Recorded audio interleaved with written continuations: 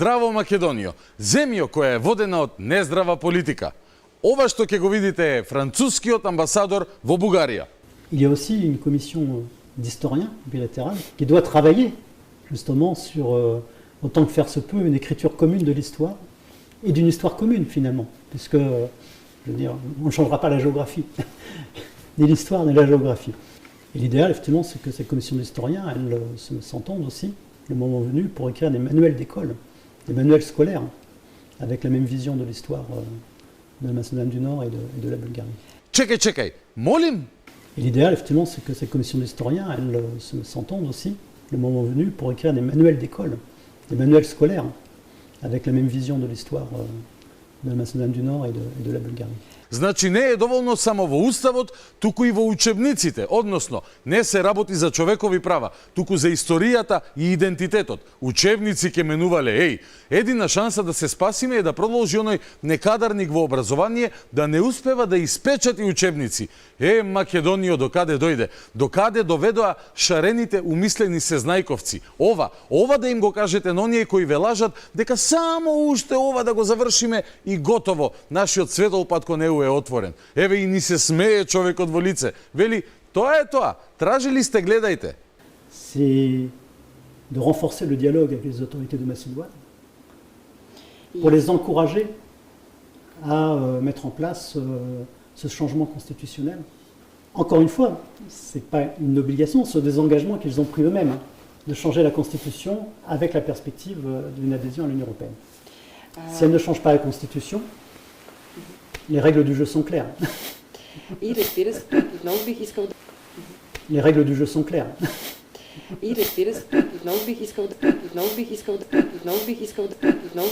Ако беше битката за некакви човекови права, овој човек немаше вака да зборува. Чувствувате ли дискриминирано овде во Скопје? Не. Дискриминирано не се чувствувам, зашто гледам и за мене законите важат како и за сите други. Ама овој македонски бугари не го гледате на средби со Радев. Овој не брбори по бугарски телевизии дека бил обесправен и дека требало жустро да настапи Бугарија, слично како што тоа го прави Петар Колев, например. Ли не ни пука за това, че някой ни краде културата, езика, историјата, че се гаври с достоинството ни, че бият хора само защото са като нас. Защото са българи, затова ги бият тези хора там. Че ни закриват клубове, че ни се подиграват, че пишат гнусни статии по България и за България. Не ни ли пука малко? Малко не ни ли заболява? Има разлика меѓу двајцата бугари од Македонија, нели? Едниот ти вели, се е окей, и за мене важат истите закони како и за сите други. Другиот ти вели, ужас, катастрофа, обесправен сум, давајте вето по вето, удрете до кога ќе чекаме, до кога ќе ги трпиме македончињава, бидејќи тој смета дека негово човеково право, кое му е ускратено, е сите да учиме бугарска историја, да ја повториме лекцијата на денот. L'idéal, effectivement, c'est que ces commissions d'historiens, elles s'entendent aussi, le moment venu, pour écrire des manuels d'école, des manuels scolaires, avec la même vision de l'histoire de la Macédoine du Nord et de la Bulgarie. Ова да им го кажете на оние кои велат дека со внесување на бугарите во уставот ќе се зајакнел идентитетот. Ова да им го кажете на оние кои ви велат, па тоа е, не можеше подобро, ама го заштитивме барем идентитетот. Заштитивте, лошари. Ја киднапиравте дебатата за европските вредности. Само вие знаевте се, сите други бевме антиевропски. Сега, продадовте се што може да се продаде, ништо не добивте и велите, па не можеше подобро. Па магаре да ставевме да преговара, подобро ќе испреговараше. Les règles du jeu sont claires. И разбира се, отново бих искал Овој човек е актуелниот амбасадор на Франција во Бугарија, но да се подсетиме и на поранешниот. Флоранс Робин се вика дамата, која кога кај нас тврдеа гениалните таче Стево Бујар и другата црвена банда, дека имало нов, подобар француски предлог, втор француски предлог, амбасадорката на Франција, значи земјата на францускиот предлог, во Софија амбасадорка беше, таа рече нема втор француски предлог. Ова директно не доаѓа од амбасадорката на Франција во Бугарија, Флоренс Робин. Таа за Euronews порачува дека новиот документ е идентичен со оној изгласан во бугарскиот парламент пред една недела, а во него биле внесени сите бугарски услови. Предлогот не се разликува од првиот и целосно ги штити правата на малцинствата во заедницата, вклучително и бугарите. Документот е идентичен со првиот веќе изгласан во бугарскиот парламент и не треба ново разгледување во Бугарија. За оваа работа која ја заврши, беше одликувана со орден од Румен Радев. Во информацијата објавена на сајтот на претседателот на Бугарија Румен Радев стои дека Румен Радев ја удостоил амбасадорката на Француската република во Бугарија Флоренс Робин со орден Мадарски коњаник од прв степен. Ова државно одличие било за големите заслуги за поддршката и развитокот на бугарско-француските односи. Понатаму во текстот вели: претседателот Радев обрати специјално внимание на исклучително активната и делотворна дејност на Флоренс Робин во време на француското претседателство на Советот на Европскиот сојуз во првата половина на 2022 година, кога таа допринела за разјаснување на бугарската позиција во односите со Република Македонија. Ете, заслужна за бугарската приказна за човекови права, односно битка за рушење на македонскиот идентитет, е поранешната француска амбасадорка во Софија. Новиот француски амбасадор во Софија видовте што зборува. И тој еден ден ќе добие сигурно орден од Румен Радев. А еве што зборува и Румен Радев. Властите в Република Северна Македонија најсетне треба да признаат, че има македонски българи, че има българско присъствие в Република Северна Македонија, не од днес, не од вчера, од векове, од 1300 години, че има българска историја. Се е кажано, се е најавено, се е нацртано. Само нашиве гениалци, како којотот од брзата птица Итрица, нашиве којоти, значи велат, најдобро ќе е да ги внесеме бугарите во уставот, тоа ќе ни ги реши сите проблеми. Јас зборувам, вие зборувате, сите зборувавме дека не е така, со факти и со аргументи. Ама не, сивоњите, којотите повторно се обидуваат да ве излажат. Истите кои во 2017 година тврдеа дека со договорот за добрососедство биле решени сите работи. Истите кои тврдеа дека со Преспанскиот договор го заштитиле идентитетот. Патем, еве подсетување како го заштитија. Македонико етнос не пирксе поте. Ставот на Ципрас дека македонската нација никогаш не постоела доаѓа истовремено со изјавата на медијаторот Нимиц, кој во интервју за Сител рече дека неговиот последен предлог не го загрозува македонскиот идентитет. Македонико етнос не пирксе поте. И денес комшииве се толку осоколени од нашето давајгаштво, што посакаа и да бидат дел од оние кои ќе го пишуваат новиот устав на Македонија. Официјална Софија бара да учествува во нашите уставни измени. Шефот на бугарската дипломатија Милков ова веќе му го соопштил и на министерот Османи. Од она што го знаеме, се разговара за варијанти на идниот текст за уставни измени во Северна Македонија и ние би сакале да партиципираме во овој процес за да се одвива непречено. Би сакале да се консултираме со нив за овие прашања. Вчера имав краток разговор со министерот Османи, рекол Милков на брифинг. На ова реагираше Стево Пендаровски, било екстремно и недобрососедски. Стево, кој е познат по ваквата цврста национална политика.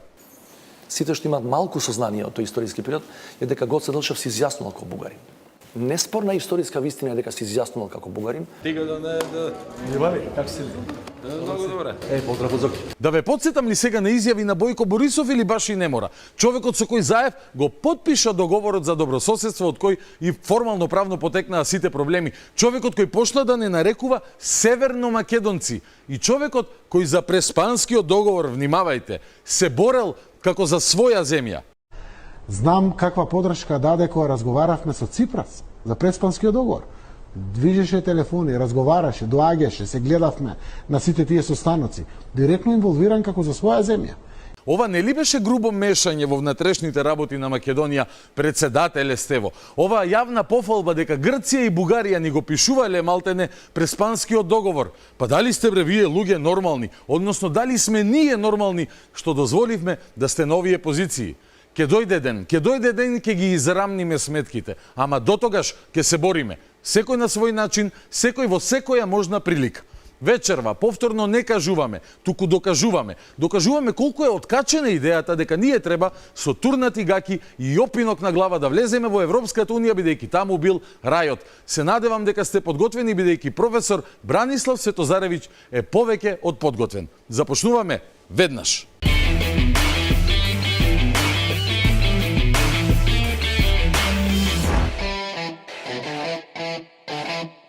Вечерното шоу Саботно издание продолжува како што ви најавив со час по историја, час по вистина, период во кој ние не кажуваме, туку докажуваме. Тоа е мисла на мојот веќе многу драг пријател и соработник, така Бране? Така е. Бранислав Светозаревиќ, добро вечер. Добре дојде по шести пат? Шести пат, добро. Ветивме дека само 200 емисии ќе направиме, така да уште сме во раните почетоци на нашево кохабитирање вака на телевизија. Оние кои прв пат може би те гледаат, еве јас еден краток вовед ќе им дадам. Ти си автор на ова монументално дело, Македонци милениумски сведоштва за идентитетското име, книга која што има трето издание, кое се случи така сега скоро беше фактички излезе од печат, може да се најде на разни места, може луѓе да ми се обратат. Во книжарниците го има. Нека се јават, ќе им кажем каде. Да, нека се јават, ќе им кажеме каде поточно.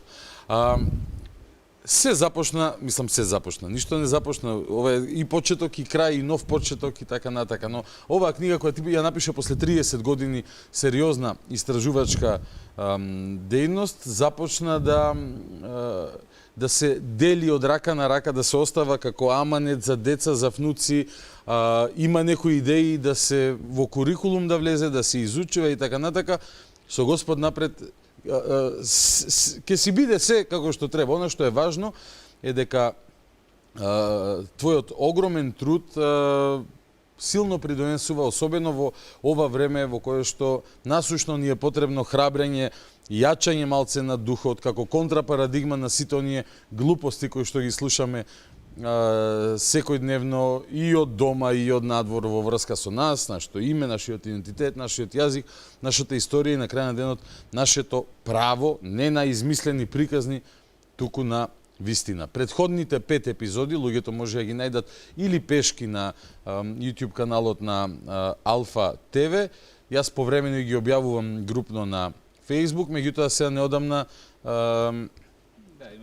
имаме YouTube канал каде што секоја нова емисија ќе може да се проследува и старите колку сакаат, бидејќи ете има многу слушатели, да ја поздравам Маја од Рим, која токму таа рече, вие не кажувате, туку докажувате. Тоа е на Маја, поздрав за господја Маја. И исто вели по 3-4 пати ги гледа овие емисии, вели навистина има што да се научи, но тоа го и другите гледачи ваши ми го потврдуваат, така што е огромно задоволството што еве на ваков начин успеавме да допреме до срцето на секој македонец. Повторно за оние кои што можеби прв пат гледаат, Бране е доктор на науки по историски науки и магистер по архивистика. Так. И како што можевте да приметите од предходниве 30 на секунди, дури и за вие не кажувате, туку докажувате, од се срце посочи кој е авторот на таа реченица, чисто како опис на твојот карактер, кој што многу го ценам и многу ми се допаѓа. Ти се радуваш кога некој ќе направи нешто добро, ти се радуваш кога некој ќе открие некој документ и ги фалиш сите луѓе кои што некаква заслуга имаат не само за ова дело, него општо во целата битка, и затоа си еден од посебните луѓе од фелата во Македонија. Да одиме на нашата вечерашна задача. Минатиот пат, морам да те прашам, даде едно ветување. Ти гледавме една книга од Драгашевиќ се викаше, тоа беше Географ?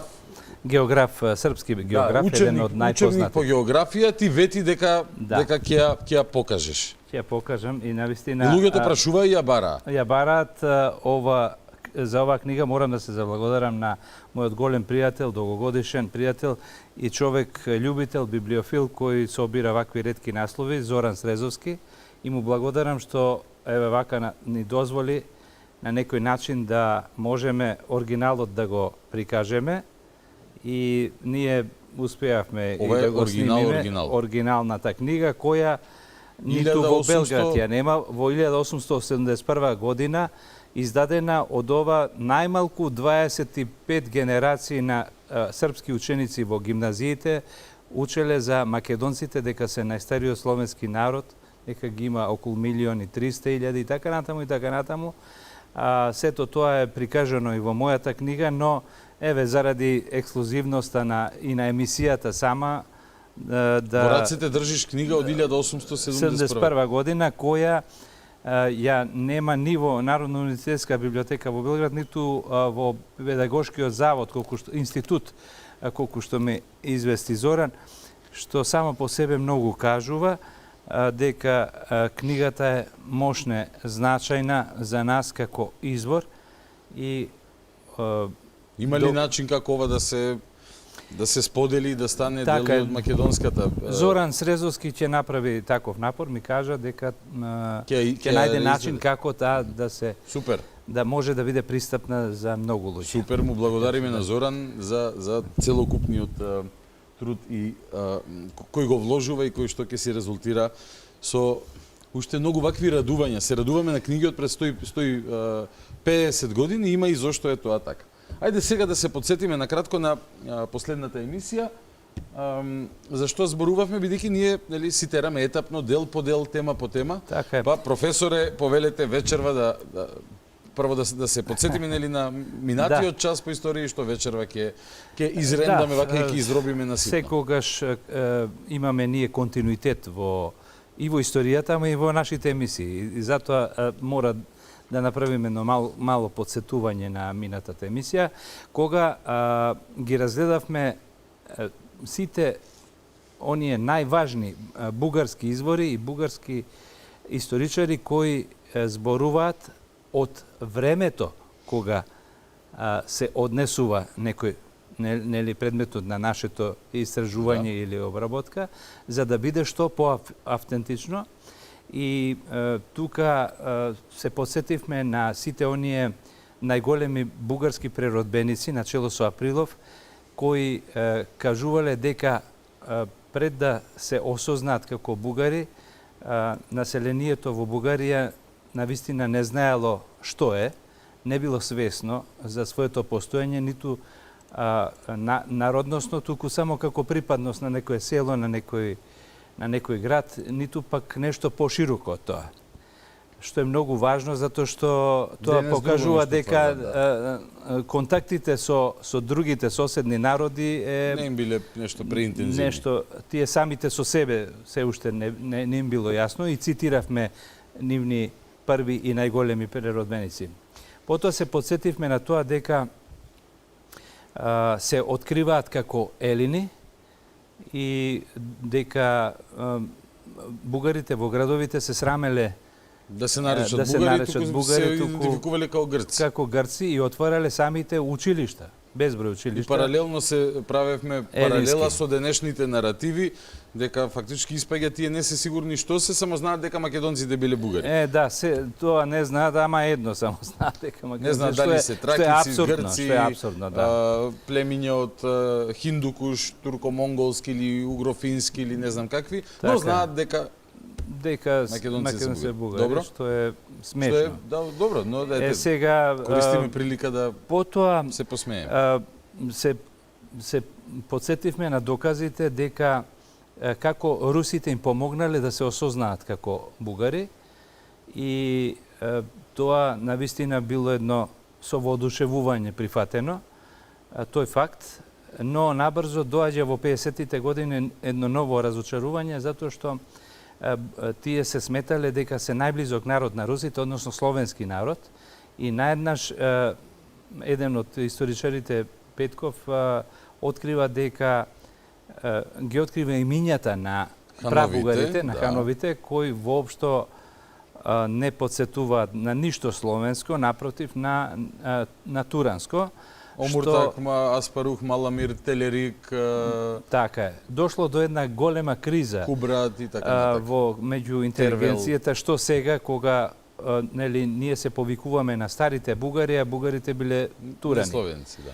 И во конкретно на 50-тите, почекот на 60-тите години, ако не се лажам, нивниот историчар Марин Дринов наоѓа едно решение дека всушност современите бугари се мешавина од лажичка ченкарно брашно на стари бугари и вреќа на пшенично брашно на Словени и тие меѓу себе се измешали и така настанала сега модерната тестото на бугарската нација.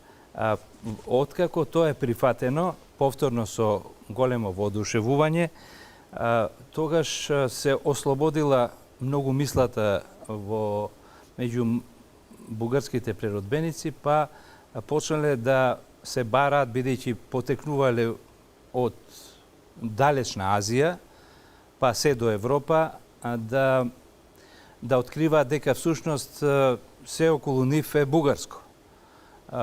Видовме се го цитиравме Раковски например дека Украина е бугарска, нели?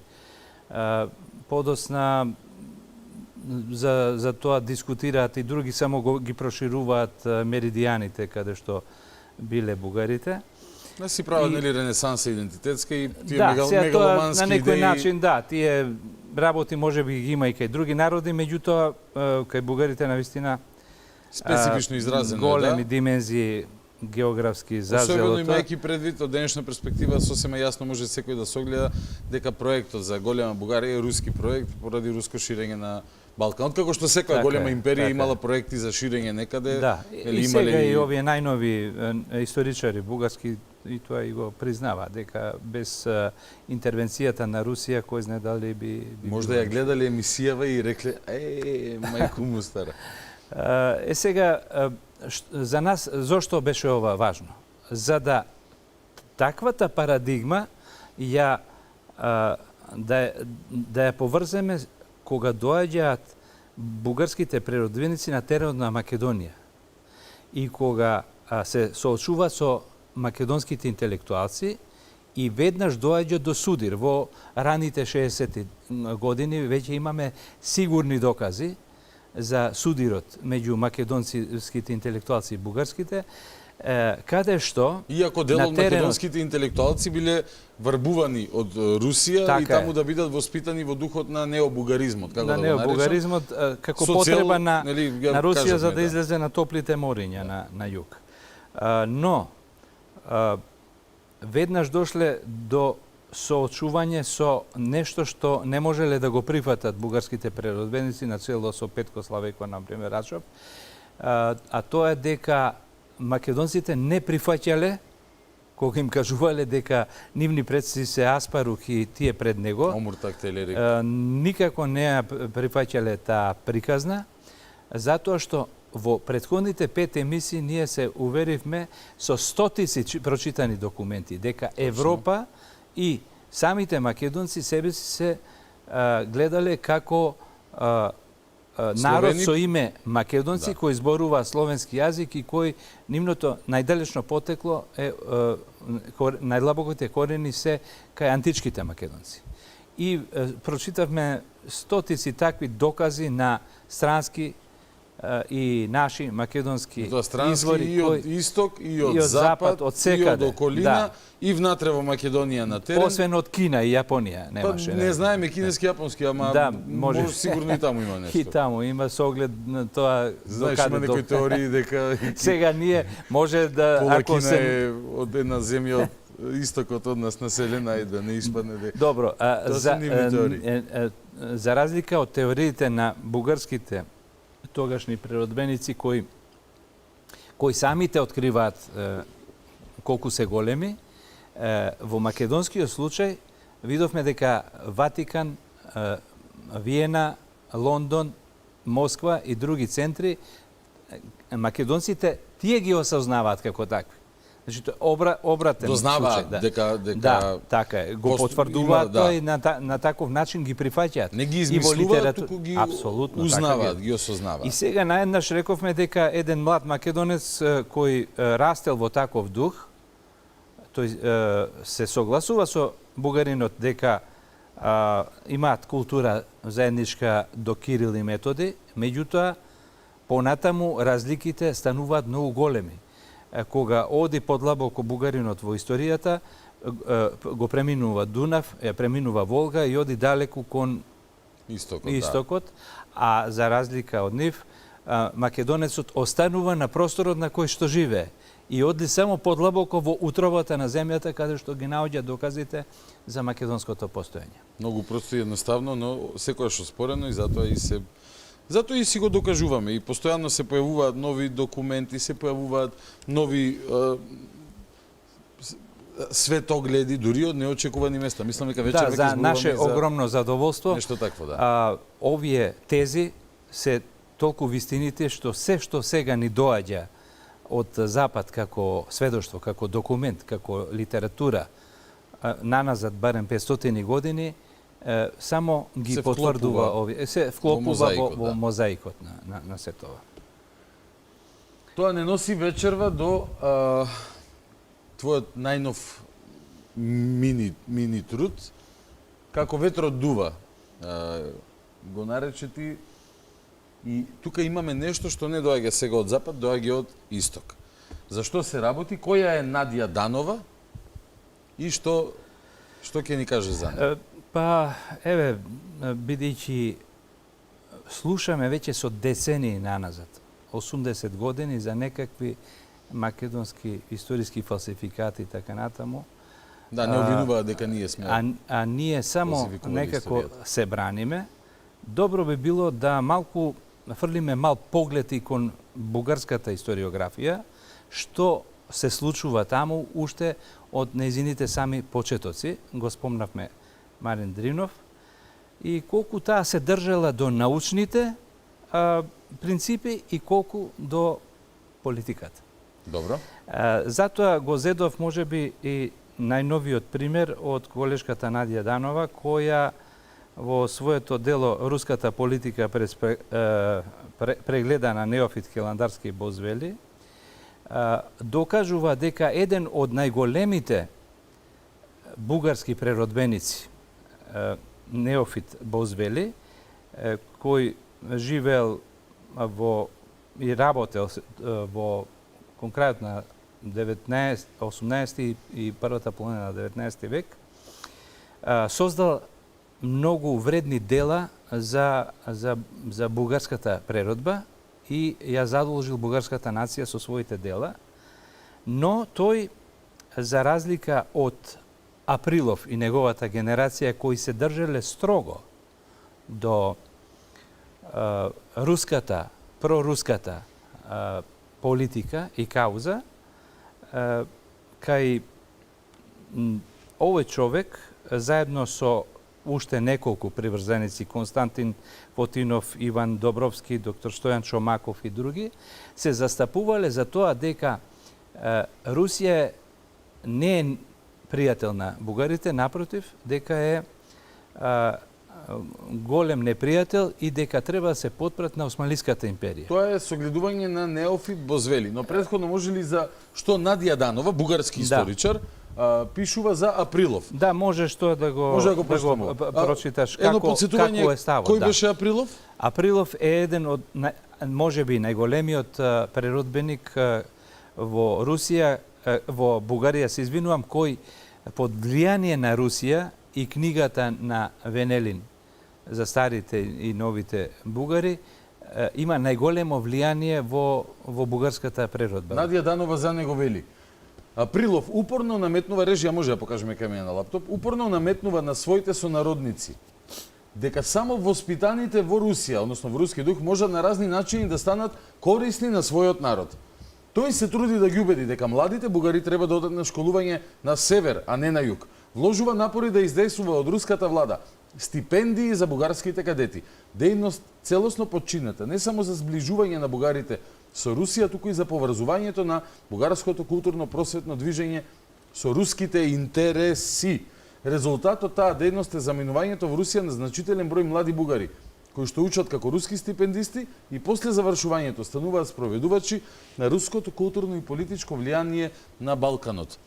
Да, ова се зборови на Исто това го зборевме ние пред 2-3 емисии. Така, бугарската историчарка која го цитира Априлов. Сега понатаму Надја Данова се од име на Бозвели. Да. Човекот кој што опонира на обидите опонира за... на сето ова и еве ќе видиме зошто опонира. 1844 година. Според Данова, меморандумот на Бозвели, Неофит Бозвели, ги содржи овие тези. Покрај многуте наведени причини за спротивставеноста на руската политика и бугарските народни интереси, во меморандумот се наведува и фактот дека за време на руското навлегување на територијата на Бугарија под османлиска власт за време на руско-турските војни од 1806 до 1812 година, како и во 1829 година, руските трупи направиле големи материјални и човечки загуби на бугарите и на османлиската власт. Но најголемата штета на бугарите, според меморандумот на Неофит Бозвели, е направена со присилното исселување на бугарите на територијата на царството Русија со цел да се населат новоосвоените територии одземени од османлиите со православно население. Така Бозвели тврди дека уште поголема жестокост имало во 1828-1829 година со жителите на Сливенскиот, Јамболскиот и Карнобатскиот Балкан и други места дури до Адрианополо, односно Едрене, а на кои што русите им ги ветува и ги потврдува истите уверенија какви што ги давале на нашите татковци, вели Бозвели, да ги напуштат родните места и да се преселат во Бесарабија. Тој во неговата книга Мати Българија, нели, мајка Бугарија, констатирал дека свирепите крџалии не нанеле толку штета на бугарите колку руските инвазии во Турција. Сега зошто е ова важно? Ги видовме ставовите на Неофит, Бозвели, антируски и како ќе реагира, ќе видиме подосна бугарската историографија кон него. Но овде има една интересна ситуација. Историчарите често пати секоја наука во открива некои нови работи. Па јас те молам на 323-та страница, ако си во можност, ако не, јас ќе ја прочитам. Ќе се 232. Да, ќе се вратиме не 323-та, 232 да страница. Ако го гледате, ево сме тука, го гледаме, те молам прочитај го. Ова е книгата на сега Бранислав вака, значи, Светозаревич. да, сега сме кај книгата. Страна Како 232. се некои работи се поистоветува, значи таму Бозвели подсетува дека илјадници бугари се иселени во Бесарабија. Еве ќе подсетиме овдека. Да. Да се преселат во Бесарабија. Ова е меморандумот на Бозвели. Точно, да. А ова е книгата на Бранислав Светозаревич. Да подсетиме во минатата емисија имавме читавме документ каде што нели рускиот генерал Кутузов преселува 130.000 жители во Бесарабија, односно денешна Молдова, која била во составот на тогашна царска Русија. Кои жители биле таму? Тоа биле они од југоисточна, североисточна Бугарија, но и од југоисточна Бугарија, според она што го опишува, а нема зошто да не му веруваме на Бозвели. И сега тука се спомнува и Едрени, односно Тракија. И сега околу тие преселени имаме документ во кој меѓу бугарите се спомнува и колонија Македоњани. Македоњани. За македоњаните во Руска Бесарабија. Во Бесарабија имало со сигурност 83 бугарски колонии со вкупно 85.467 жител. Најголем број од нив биле бугари, 69.525, останатите биле власи, молдавци, малоруси, арнаути, грци и бугарски цигани. Од сите нив биле бегалци 1830, од Македонија и Румелија. Од нив првите биле нарекувани македоњани и го употребувале словенското писмо, а последните румелиците грчкото писмо. 646, ова е Поплазаров, но тој го цитира Иван Шумков, 1907 година. Ова е запишано од Иван Шумков во 1907 година за бугарите, дека меѓу нив имало македоњани. Дали се сеќаваш на можеби втората емисија кога го спомнавме Трифун Давидски, интелектуалец од Филипополис, од Пловдив, кој ја повикува војската на Русија да ја ослободи Македонија, односно Тракија, денешна со Пловдив, и каде што вели дека тука живеат народ кој себе се нарекува македоњани. Еве ја сега потврдата... Како се поврзува се, да. Да, дека... Бидејќи не измислуваме, не гледаме на графчиња. Не е измислено од самиот тој интелектуалец тоа. Заборавив тогаш да кажам дека има и напишано песна. Знаеш како се вика песната? Како? Македонска песна. Тоа е прва песна која во насловот содржи македонска. Овој Давидски има напишано дека песна. Немаме порано тоа. Тоа е 1821 година. Сега, тој Давидски, значи, не бил сам, туку овие дел од иселените тракици, таму се уште во Бесарабија се представувале како македоњани. Самите вика биле нарекувани. Тоа го кажува нели Иван Шумков. Да, во 907 година. Што повторно ќе подсетиме дека немаме намера да ги прогласуваме сега бугарите за македонци. Но имаме намера да биле различен народ од македонците. Да ги замолиме веќе да прекинат со тие фалсификати. Нашле некаде некој во Македонија рекол дека зборува български јазик или не знам што, и сега цел народ е бугарски. Значи, тоа во современата наука не поминува веќе. И сега како што излегуваат документите, само се повторуваат овие работи. Се враќаме назад. Одлично, одиме понатаму. Се враќаме сега повторно на Неофит Бозвели. Бозвели, да. Така. Значи, сме кај овој преродбеник бугарски, кој што не ми личи вака дека баш го третирале нешто тие низ нивната историографија или дека му дале добро ти е тоа прашање, но ќе видиме како го третирале. Добро, одам понатаму тогаш. Бозвели во своите записи го споменува и Виктор Григорович. Виктор Григорович, стариот наш пријател. Како нека серија да објаснуваме врските, да се сетиме во првата епизода, ама стварно е така. Виктор Григорович е емисарот пратен од Јури Венелин. Така. Јури Венелин е човекот, русинот, кој што во 829 година ја пишува историјата на Стара и Нова Бугарија во рамки на проектот за руско ширење на Балканот преку Бугарија. И го пушта Григорович на Балканот и во Бугарија, и во Македонија, особено во Македонија, да ги врбува интелектуалците, да ги стипендира, да ги прибира назад во Русија, да ги воспитува во тој необугарско-романтичарски дух и да се вратат после во Македонија, фактички на тој начин да ја подготвува почвата за полесно да ја инкорпорираат Македонија во Бугарија како дел од еден голем руски проект, 50-49 години подосна, во обид да се реализира во Сан Стефано. Значи, не измислуваме. Богдан, да си студент по историја, а јас да сум ти професор. Благодарам. 10. Че, сега запишав нешто друго, може дека од трет факултет ќе учам историја. Фала ти многу. Сега, Бозвели пишува за Григорович, кој крстосувал низ Бугарија и побарал од Неофит да му биде придружба, зашто би бил платен, добро, и ослободен од грчкиот патриарх од неговата свештеничка служба. Но Неофит Бозвели одбил за да не дозволи било какво политичко влијание кон Русија, бидејќи човекот опонирал на идеите на Русија.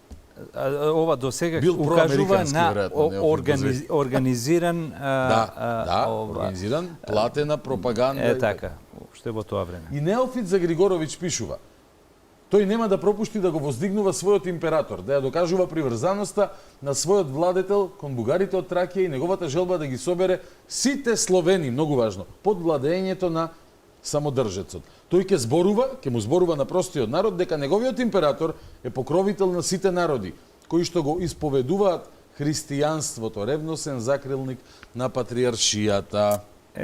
Овде неколку интересни моменти се закоментирани. Прво, дека имаме стратешка пропаганда, дека Григорович не доаѓа на Балканот да ужива во природата или да се на Охридското езеро, нели, Така, лебедите да тој ги има рани. специјална задача. Има задача специјална. И И во рамките на таа неслучајно- задача бил дома кај Миладиновци. Така е, Така. да ги убедува дека се бугари. Да. Влиел Врзнев, меѓутоа во своите извештаи сепак запишува дека тука Слушнал, народот нели? сите се повикуваат на Филип и Александар и на Крали Марко. Што за него веќе е проблем, бидејќи после руската политика морала да воспитува од Македонија интелектуалци, меѓу кои се и Миладиновци таму заминати, со хонорари за тоа. И воспитувани во тој дух. Меѓутоа, и Миладиновци, и сите други македонци, кога се враќаат во Македонија, повторно, иако биле под притисок на рускиот авторитет, тие сепак работеле на македонскиот говор и издавале исклучиво. Да, тука е јазикот се гледа најголемата важност негова во однос сочувале. на идентитет, да, меѓу идентитетските. Како основа белези. после за понатамошна развој на македонската И националност. уште една работа која што ми овдека е интересна, за идејата фактички како Русија да сака преку Бугарија таа панславистичка теорија да си ја присвои, односно да станат прататковци на словените тие. А дека еден нус ефект, дериват на тоа е тоа што има во Бугарија научници кои што велат ние сме оригиналните словени, првите словени, главните, фактички се подхрануваат едната со другата невистини во својата суштина, но ете екзистира до ден денеска и Сега гледаме низ овие документи на колешката дека ништо нема случајно. ова е Сена Надија Данова. Така е, ова е издадено од 2023 Ова е од оваа година. Да, од По оваа тазе не година. може Да, да не биде. може да биде потоа. Значи од тоа една лажичка семолина брашно, не знам какво беше, една вреќа вакво, најтазе идентитетско лепче јадеме вечера. Да, така.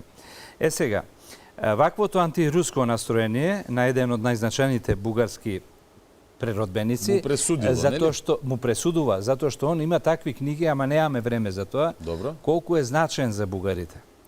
Му пресудува на тој начин што по неговата смрт неговото ракописно наследство е растурено, расфрлено од страна на монасите, каде што бил монах. Но интересно е што за исчезнувањето на некој ракописи одговорност носи и рускиот конзул Варна Александар и Рачински, кој исто така работел на тоа да го нема човекот. Знаете, например, нема ништо пострашно, јас тоа при одбрана на мојата магистерска архивистичка тема го кажав дека се до тогаш сум мислел дека најстрашно е да се одземе физичкиот живот на човек. Меѓутоа, имало уште нешто пострашно. Неговото наследство. Неговите дела. Некој да му ги земе. Да, на тоа мислам. Затоа што делата се безвременски. А животот е 50 или 100 години. Затоа овие вакви методи се многу болни. Сега, русофилот Васил Друмев во 70-тите години ја објавува... На 19 век? Да, на 19 век ја објавува Мати Българија, една од најзначајните книги на Неофит. Меѓутоа, ги брише сите антируски ставови во него. Бидејќи е значајна за бугарите, ама да ги нема овие антируски ставови, тогаш сме супер. Значи, до тука одат работите. А Данова дошла како до... Книгата била објавена и сега се реобјавува. А ја реобјавува со редактура... Со редактура, тоа е. Значи, еве како се работи. Супер. Понатаму, Марин Дринов.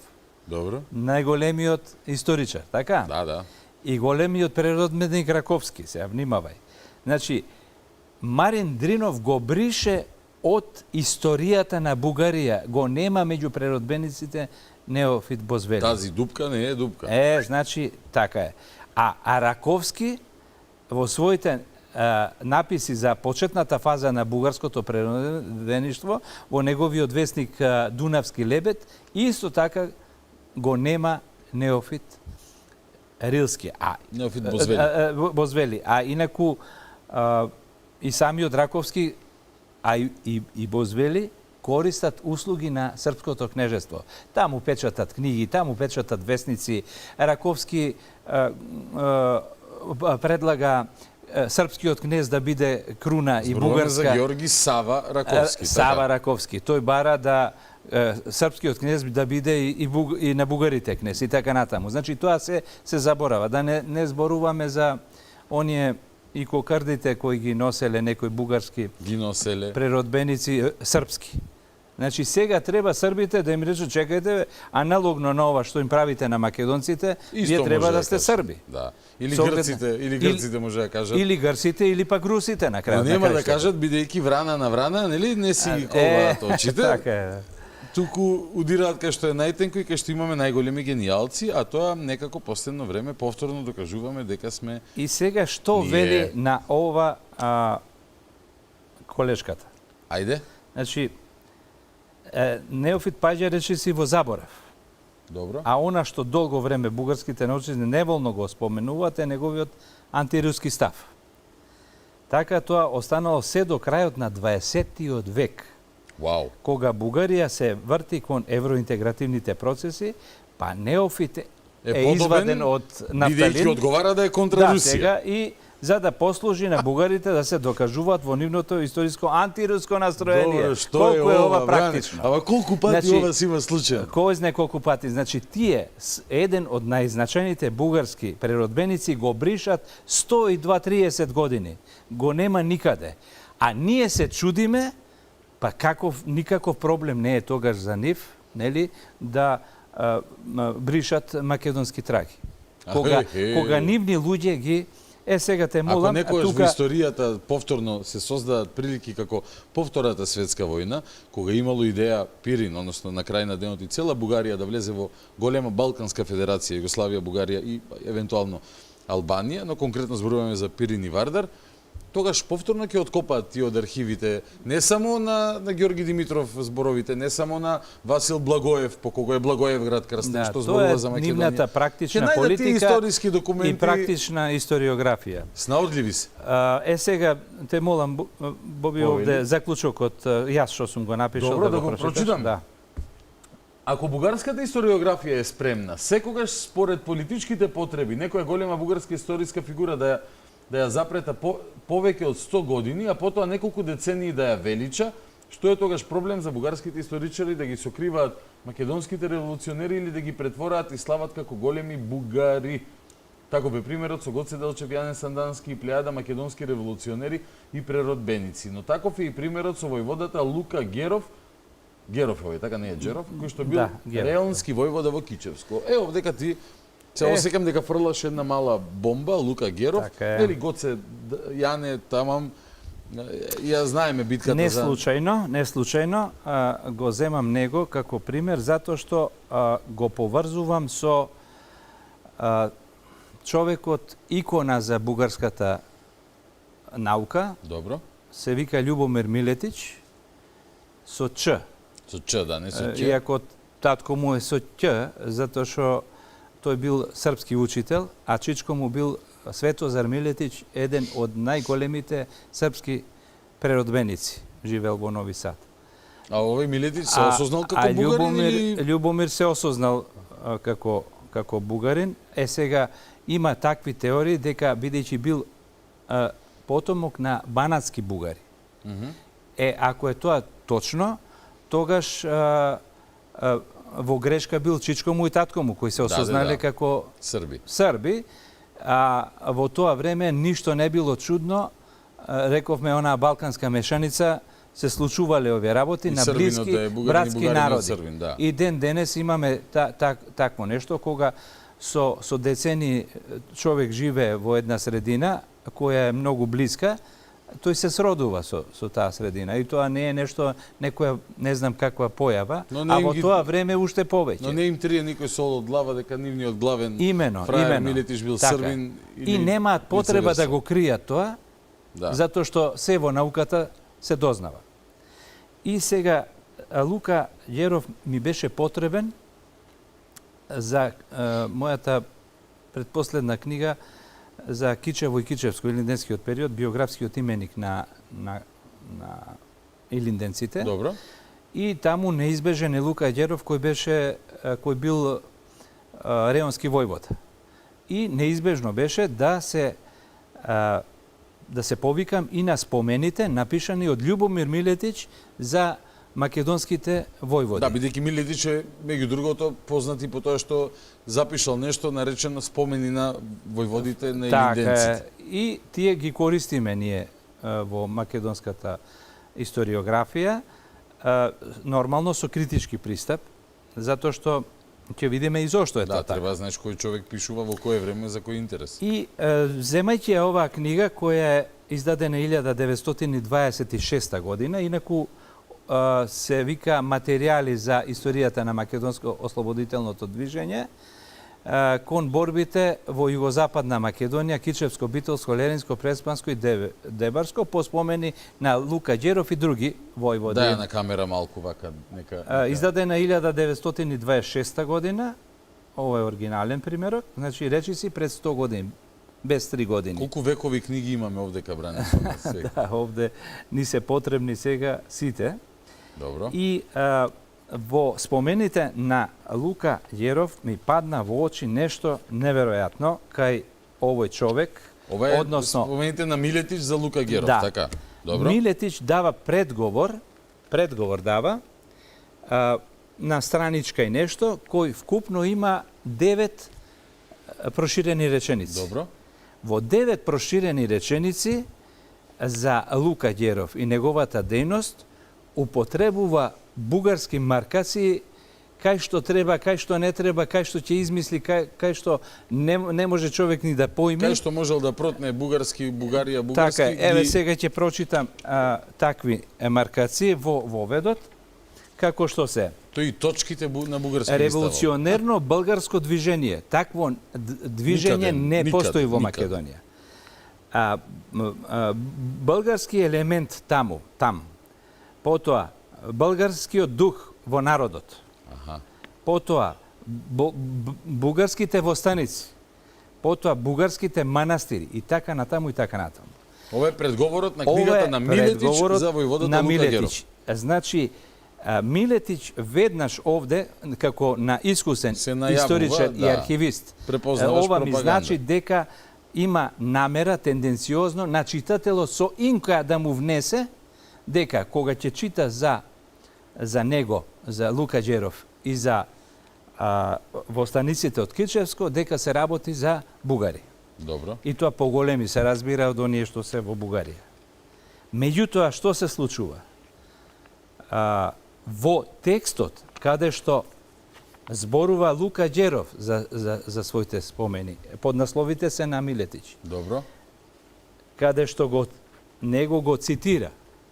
Ова книга е 100 години стара. 100 години стара. Ниту на едно место нема бугарска револуционерна организација, бугарски селани, бугарски дух, бугарски востаници, бугарски никаде. Односно Лука Ѓеров кажува едно, никако именка, никако придавка, Лука Ѓеров никаде не споменува такво нешто и не кореспондира со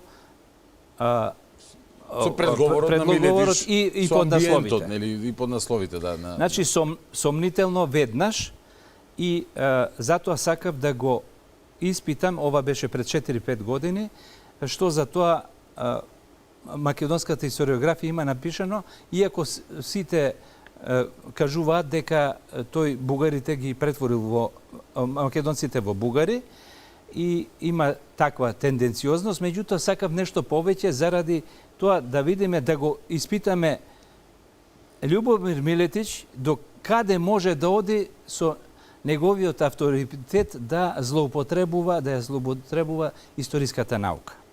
И навистина морам да признам дека ми беше многу тешко, затоа што во македонската историографија наназад одев се до Љубен Лапе и конечно Љубен Лапе го споменува Ангел Динев, дека пишува за слабостите, научните слабости на Милетич, и кога го најдов Ангел Динев пред 4-5 години, таму се наведува дека целосно како научник го разголува, условно кажано, нели, Охриđанецот Георги Балашчев. Милетич е Да, во разоткриен посебна од негова Охриѓанецот книга. Георги Балашчев. Добро. Таа книга ја барав 4-5 години и Ова е конечно кремот на вечерашната конечно емисија. да ја пронајдов и тука веќе можеме да се увериме за што станува збор.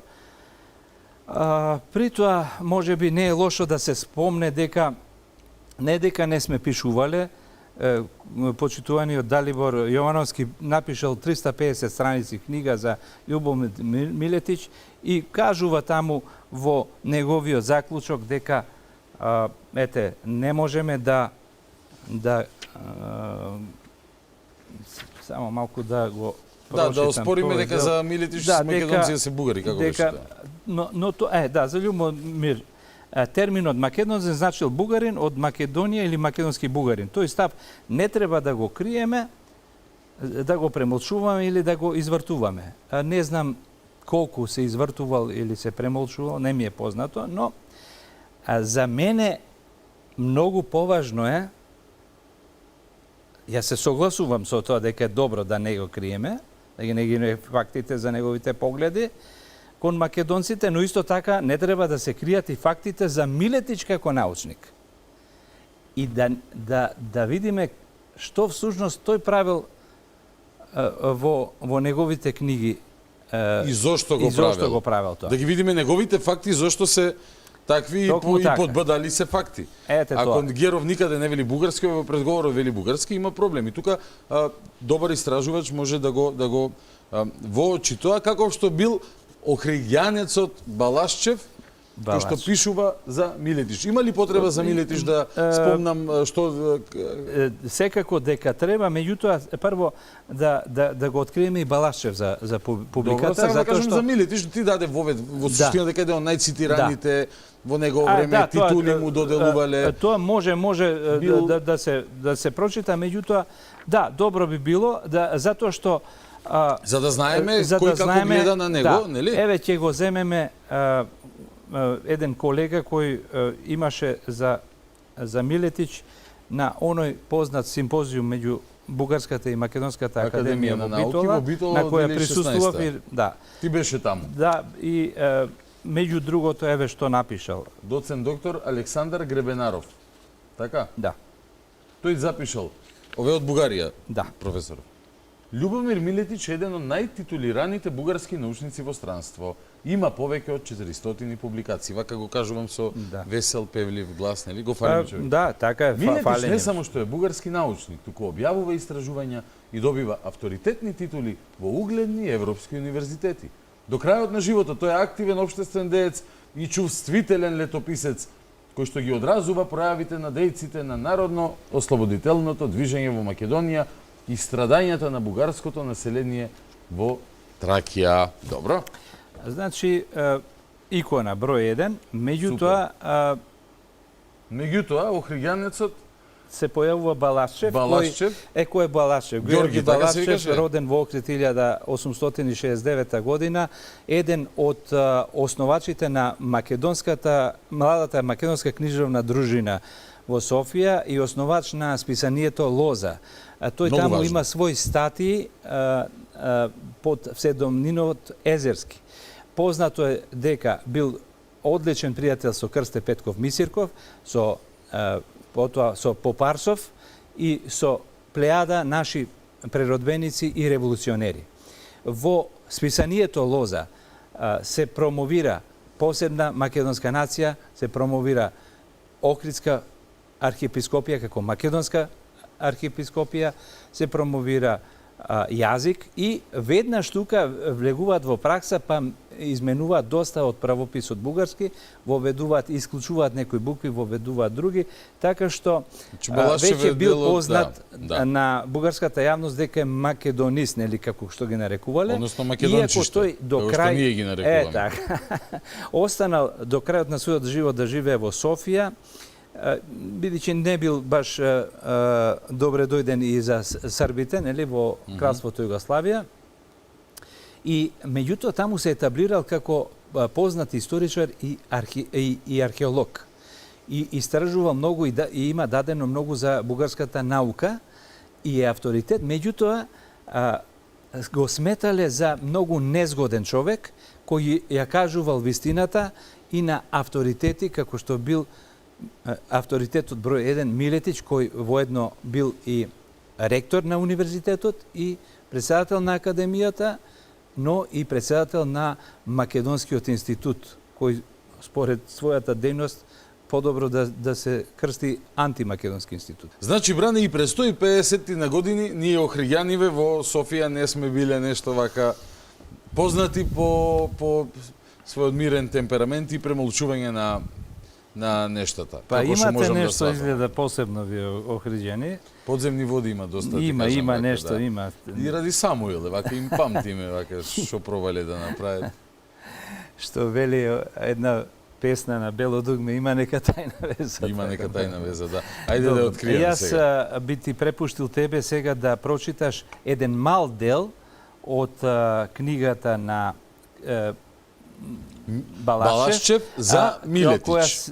Која е издадена 1934 година под наслов Каква е научната личност на Љубомир Милетич. Научната дејност на професор академик Љубомир Милетич. Од Ѓорги Димитров Балашчев, поранешен уредник на бугаро-македонското научно списание Минато. Софија, 1934 година. Човекот го опишавме, го кажавме, каков е да не повторуваме работа. Само ова пред да почнеш, значи на 32-3 страници е ова, се за него направено, скенер. Една тирада вака професионална. Да, меѓутоа ние немаме време толку, ќе одиме на некои поенти. Клучни поенти, добро. 1808, ова е веќе на Балашчев, кој што веќе влегуваме во негови коментари. Да, влегуваме. Во 1888 година Милетич е издал книгата Староболгарска граматика со примери, како компилативна работа наменета за средните училишта и тоа врз класичниот труд од славистот Лескин, граматик де Altbugarischen Sprache и други познати. Но според Балашчев, побажно во случајов е дека Љубомир Милетич не се понесе критично кон заглавието на граматиката, стариот јазик на македонските словени, кој што послужи за основа на книгата, пишувани од словенските браќа, како и од нивниот виден ученик Климент и други, не можел да се нарекува старобугарски. Тој како старите бугари, како што начело со Аспарух се доселија во сегашна североисточна Бугарија и Добруџа, не зборуваа на словенски, туку на турски дијалект. Има сочувани изрази од тогашниот стар јазик, познати на Милетич, како во именикот на бугарските ханови, тие во камените надписи и слично, какви што се Шегор вечем, дилом твирем, Чегор алем, дилом тутом соморалтем, едх бехти и така натака, кои што не се словенски, туку турски. Славистите и до ден денес не го прифатија правилно именувањето на стариот јазик на словените од Македонија, кој што послужи како основа на стариот јазик на словените од како основа на древни книжевни редакции на руси, срби и така натака. Според Балашчев, дури и во универзитетскиот распис на лекциите од 1933 година фигурира неправилната терминологија, старобулгарски синтаксис, црковнословијански и старобулгарски езици, старобулгарска повест и така натака. Или во превод спортски за 3 секунди нокаут. Нокаут врз целокупната тогашна бугарска историографија која сакала да прикаже сосема една друга слика и старобугарското го импутира и до ден денес, а припаѓа, како што вели Балашев, на македонските словени и дека јазикот на македонските словени е всушност основата на сите словенски современи јазици. Јас, бране, може да се пофалам малце сега? Ајде, повели. Дајте ми монитор. Јас ја имам книгата на лап. И фала ти за тоа. Се обидувам да го најдам делот, еве ги. Дилом твирем, Шегор алем, еве со маусот ке движам тука, Шегор алем, дилом тутом, сомор, млтем, тешко малце за разбирање. Едноставно ги соочува со вистината. Да, ги соочува со вистината, а денес, нели, тврдењето е друго, дека македонскиот бил бугарски дијалект. Океј. Ракијата на овие простори е виновна за многу работи, Брани. Океј, одиме ли понатаму? Оди, треба да прескокнуваме доста работи во интерес на Добро, времето. ова е интересно за 14 и 16 век. Да. Ние нормално дека се спремаме за овие емисии со Бране, тој ми ја изложува идејата, концептот. Јас се запознавам со материјалот, не сум роден со овие знаења. Нити по небо ми паднале овие концепти кои што ги пишува Бране. Милетич се впуштил во докажување, вели дека етничкиот карактер, ова ми е многу интересно, на романскиот народ во 14 до 16 век всушност бил бугарски во трудот да короманите и нивната писменост. И во еден дел од најновите откритија, Балашчев го цитира Милетич кој напишал: сите примери кои ги наведов дотука убаво ги расветлуваат прашањата за каква народност треба да ги сметаме сите оние влашки војводи и болјари кои не само што пишувале бугарски, имале врски со бугарите, но и носат убави български имиња. И на овој изум на Милетич реагирала европската наука со критики за неговото најново дело. Професорот Иречек патем подсети, ова е се Балашчев го пишува, така? Да. И на погрешно читаните текстови и лошо објаснети зборови од страна на Милетич на цели грамоти од тој период. Критиките и контрааргументите, како и наведување на погрешни преводи на цели текстови од Милетич, стигале преку стручните списанија од повеќе центри во Европа. Иречек од Чешка, Шилбергер од Германија, руски, Халкокондил од Грција, Богдан, здраво Богдан од Романија, украински, чешки, полски и така натака. Односно, целиот свет го направил пепел овој Милетич, првенецот на науката кај соседиве, кој што запишувал спомени за илинденските херои со негов бугаризиран наратив. Пепел го правеле затоа што земали и романците да ги прогласува за... речи си целата европска научна јавност го критикувала и ова сега се крие повторно, нели, пред бугарската јавност за квалитетот на Милетич како научник. Да искористиме прилика да поздравиме целата бугарска јавност, особено оној дел во Пиринска Македонија и во Софија кои што не гледаат, а се етничките македонци, староседелци во Пиринскиот крај и македонците кои што живеат насекаде низ Бугарија, но и поздрав до целата јавност. Можеби некои од нив и прв пат ќе се соочат со овој труд на Балашчев. Интересно, уште нешто сакам да покажам, дека ова е сајтот Кобис, го гледаме во овој момент, кој што бугарскиот Кобис, ја пребарав книгата и ако добро гледам пишува дека има само една копија. Да. Ева една единица ја маркирав тука, мислам дека тоа број на копии. Ја има само во Софија, само во Националната библиотека, тие два пати светат, Свети Кирил и Методи, и може да се изнајми од таму. А нашава копија како дојде до нас, односно до тебе, ама се што е добро е заедничко, нели? Да. Нека остане тајна, оваа книга е поретка и од за македонските работи. Да, од оригиналот за македонските и има зошто е тоа така и да продолжиме со... Овде само еден краток заклучок. Ајде. Доколку за Милетич романците биле бугари, што остана за македонците? Дали ме сваќаш со каква парадигма имаме ние работа, со каков проблем имаме ние? Да. Јас сваќам. А тие нас не се смеат дека ние цел свет го присвојуваме македонците, Божи народ сме биле, а еден ден ако правиме емисија за сите теории за потеклото и што тврдат кај нив луѓе со профдр пред своето име, тоа ќе биде таа емисија ќе мора кариран чаршаф, јас ќе ставам тука, Бране, ти ќе седниш до мене и вака ќе гледаме само видеа, ќе пуштам едно по едно, ќе мора да мезиме нешто. Да, ќе мора, ќе побарам дозвола од директорот на Алфа да ја плати казната што после ќе ја добиеме. Одиме понатаму со Балашчев, може? Да, може. Балашчев подсетува и на големите пропусти и грешки на Милетич во неговата статија Рилски манастир. Например, вели, Милетич не ги користел спомениците од 14 век, од кои се заклучува дека тогаш манастирот не се наоѓал во бугарски раци и немал во основа значење за нас, се мисли на Бугарија, кој што го добива во турско време. Освен тоа, тука Милетич неправилно го испечатил словенскиот надпис на Хрелјовата кула, Јас сум силапна сгрешил буква. тука, да. И погрешно е дешифриран неговиот летопис. Балаш, да? Овде што Повели? значи ова? Дека тој не препознал дека ова не е од средновековна Бугарија ракопис, туку од времето на... Односно, манастирот не бил во тоа време во бугарски рад. Да, во Си бугарски измислил рад. повторно Да, некој контекст. едноставно го разголува во смисла на дел по тоа дел дека го- Милетич не познава елементарни работи за еден доктор на науки. Да видиме понатаму. Балашчев понатаму го открива на јавноста комичниот опис на Милетич на Хрисовулата на царот Шишман. Што е Хрисовула? Хрисовула тоа е Наредба како нека? една писмена наредба со која се дава одредени имоти на пример на некој Добро, и постои манастир и така од така натаму. 1378 година. И Милетич опишува вака.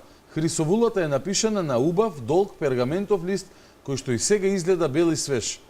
Што пардон, ова Балашчев го ова не Балашчев го цитира Милетич. Милетич зборува за Хрисовулата, дека била напишана на убав долг пергаментов лист кој што и сега изгледа бел и свеж, што покажува дека Хрисовулата долго време била скриена негде на суво место, па не настрадала. Ниту пергаментот, ниту писмото е убаво. Читлив ракопис на карактеристичен полуустав од 14 век. Ова го пишува Милетич. Да. Еве го Балашчев. На ваквиот стручен опис на Хрисовулата од 14 век Балашчев пишува: каков славјански палеограф е Љубомир Милетич кога не може да познае писмо на еден документ од кој век е.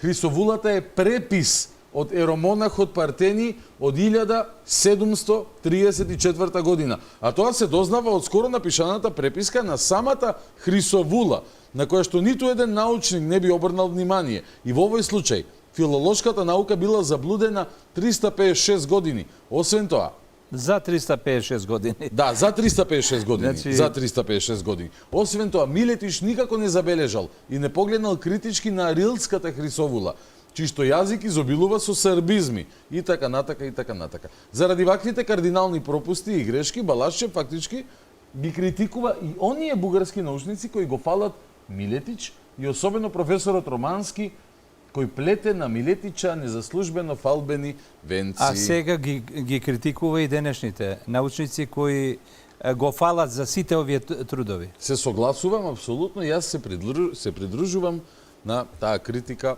Затоа што овде е многу јасно, ова не е нешто што да речеме не може да го разбере. Добре, бре, не може да не ја знаеле книгата, еве сега ќе се заинтересираат, ќе се обидат да ја најдат, им кажавме и каде да ја најдат и ќе си го надополнат своето знаење. Продолжувам понатаму. Да. После многуте примери на намерни фалсификати, тенденциозни глорификации на бугарската историја, јазик и култура. А ова зошто е важно, повторувам уште еднаш. Истиот овој човек запишувал така наречени спомени на илинденците. Така е. Ќе кажеме и за нив два збора. Да. Факт е дека тој разговарал со илинденците, факт број 2 е дека тие спомени 44-та година Тие спомени прво се пишани зимата 903-904 година. Многу од тие војводи за некоја година го губат својот живот, остануваат неколку само преживеани.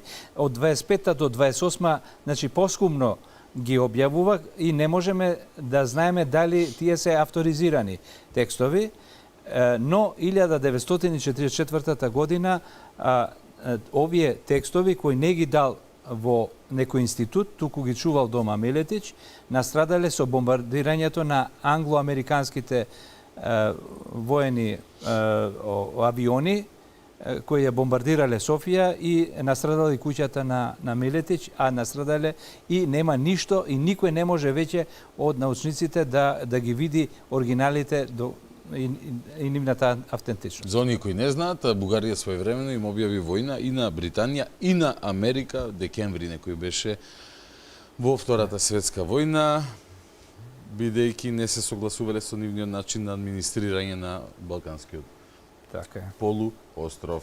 Продолжуваме понатаму. Значи рековме, подсетивме само зашто се занимаваме со Милетич, односно со фалсификаторите. Тоа беше мотивот, затоа што мораме еднаш за секогаш да се соочиме со легитимитетот на крајот на краиштата на овие пишани работи, за да знаеме, бидејќи нон-стоп слушаме од другата страна разни квалификации за бугарската историографија. Да, Сега малку да погледнеме кај Така е. На 12 и 13 страница во книгата Балашчев за Милетич вели: "За жал времето не дозволува да продолжам, туку треба да запрам со впечаток дека Милетич како научник не се одликува ниту со добра подготовка, ниту со духовност, ниту со проникливост, ниту со опширна начитаност, ниту пак со критичност. А ако имаме предвид уште дека во Бугарија не достигаат услови за да вирее и да се развива чиста наука, жалиме што јубилеецот им почепна на лица кои се деца на епоха на креатури да го величаат со непотребни фалби." Леле, стварно Да, окрилен Балашев е многу незгоден во Къне малку така, къне. Балашчев подсетува на ваквите грешки на Милетич дека реагирал уште во 1912 година по повод овој 25 годишнината од неговото работење, како си измислувал јубилеј за да го удри. Да. По повод 25 годишнината од неговото работење, но тоа ништо не значело за овој професор, кој веднаш потоа безгрижно ги прави истите грешки во врска со Свиштовскиот Дамаскин, новобугарски споменик од 18 век. Повторно на тоа го предупредувал професорот Младенов, кој пишува дека наместо Милетич да погледне што пишувал за истата проблематика светскиот авторитет Миклошич, тој по свој ум изнесол редица неточни, погрешни, дури безсмислени етимологии, и тоа не на друго место, туку во едно издание на Бугарската академија на науките. Понатаму збунетоста уште повеќе засилува омаловажувачкиот став на Милетич кон бугарското општество. И најлошото е дека сите тези тврдења лесно може и сега може да се проверат од секој добар студент по словенска филологија. Така Младенов кажува за многу зборови кои Милетич ги објаснил сосема погрешно, па вели за тој голем бугарски научник: "Грчките зборови се превртени на турски и романски, а турските и персиските се прикажуваат за грчки. Чисто бугарските, пак и словенските, за турски и така натака и така натака." Бране го масакрираат фактички Па ова е невидена срамата. И после некој ќе се потпре на овој човек, како во 2016 година твојот колега од Бугарија, како беше тој Драганов ли, не знам како беше, ќе кажува за Милетич дека е еден од најцитираните, а ова се луѓе од таму, еве, за така е, нема што. Ликот и делото на Балашчев објаснивме каков е неговиот хс, што би се рекло, дека е македончиште, но еве и други колеги од Бугарија го прават пепел и прав. Продолжувам понатаму страница 20. Да, а тука веќе се осврнува на неговата публицистичка дејност. Интересно, од таа година веќе со филолошка наука не се занимава. Да. Затоа што претрпел многу големи критики од цела Европа, а и од бугарските истражувачи, дел од бугарските, на кои им возвраќал многу грубо. И тоа го пишува таму, но не можеме се. Просто и непријатно ми е да читаме од Балашев. Меѓутоа тоа е науката и затоа најверојатно и еден примерок останал. Сега добро, и тој еден што останал. Да. Но вистината е како шило, нели? Така си е. И така и со овој случај. Сега се обрнува внимание на тоа дека од 1913 почнува само да се занимава со собирање на спомени и да биде рецензент на многу трудови за кои не е специјалист. Меѓутоа го напаѓа и за неговото сребролюбство, па вели насетил тука пари, па работи, затоа го работи тоа, а не неговата наука. Сега да видиме што напишал за спомените. Балашчев се осврнува на публицистичката дејност на Милетич со следниве реченици. Вели: "Сите тие се корисни, но тој вид на дејност не е научна, туку публицистичка, за спомените на илинденците зборуваме, која може да се изработи од неспецијалисти по известно прашање. При тоа тие последните представуваат повеќе суров материјал и се полни со фалби и невистини. Ако Милетич сакал да им даде нешто поточно и по вистиното на македонските револуционерни движења, требаше да се погрижи за искористување на самата архива на внатрешната револуционерна организација која се наоѓа во Софија, предадена на чување од револуционерите на официјалното здружение. Со посебното користење и дури со целосно издавање на таа архива, Милетич ке направеше поголема услуга на историјата на ослободителното дело на Македонија, отколку со издавањето на споменатите книжки, но за жал, тој дури не знае за нејзиното постоење затоа што почна доцна посериозно да се интересира за револуционерите, дури тогаш кога македонските братства создадоа завидни материјални средства, кои што го заведоа нашиот алчен за богатство јубилеец.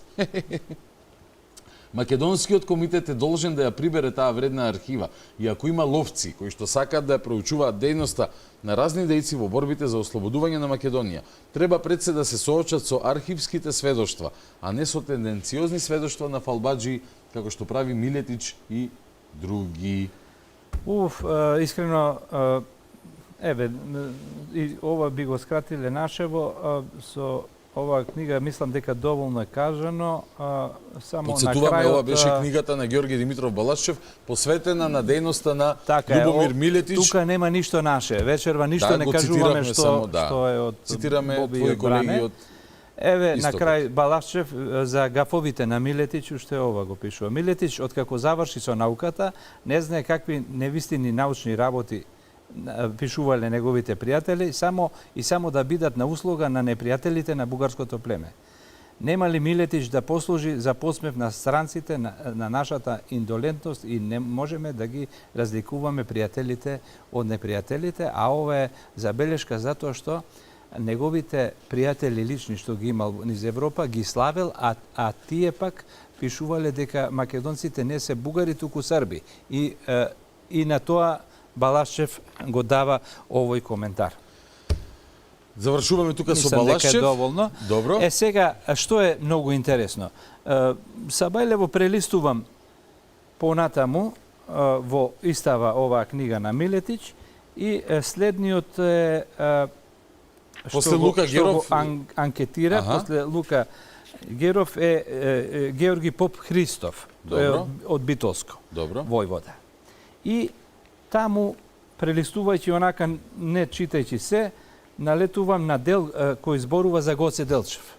Добро. И ќе ми дозволи сега, ќе го преведам адхок, вака, само ќе го прелистаме, но многу е важно, затоа што Гоце Делчев ни е лајт мотивот, речиси на секоја наша емисија.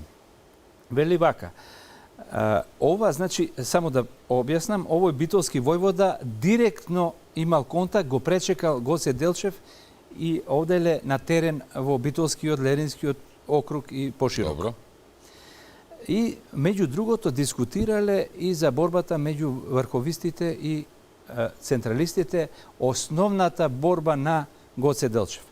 Борбата меѓу врховистите и централистите се следеше само од раководителите, а никако не се одрази врз организацијата во Битолско. Значи до тогаш, до 901 година. Не знаеле што се случува, дека има судир врховистите и централистите.